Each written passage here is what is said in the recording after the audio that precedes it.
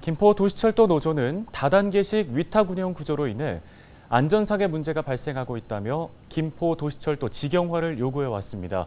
특히나 낮은 운영비로 인해 인력이 부족해 사고 발생 시에 대처가 어렵다는 입장인데요. 네, 김포 도시철도에서 화재가 발생한다면 영무원 한 명이 승객 대피, 초기 진화 등 모든 역할을 혼자서 해야 하다 보니 사실상 제대로 된 대응이 어렵다는 지적이 나옵니다.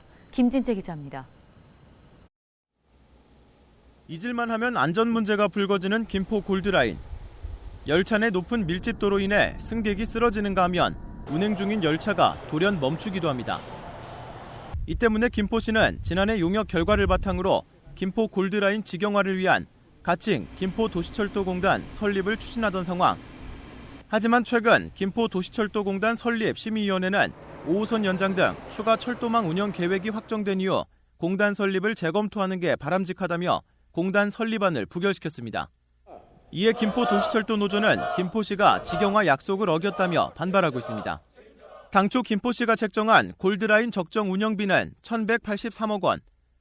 하지만 김포시가 서울교통공사에, 서울교통공사가 또다시 자회사에 위탁을 주는 과정에서 실제 운영비는 848억 원으로 줄었습니다.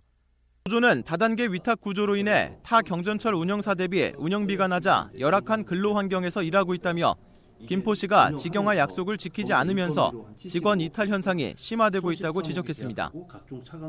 노동 강도가 높고 또 그에 반해서 또 처우는 저희 직원들 처우 같은 경우는 좀 전국 운영사 22개 전국 운영사 중에 거의 최하위권이라고 보시면 되거든요. 이제 김포시에서 이렇게 공단 설립을 그동안 할 테니 참아달라고 얘기를 했다가 갑자기 이렇게 안 한다고 하니까 직원들 입장에서는 배신감을 좀 많이 느끼고 있고요.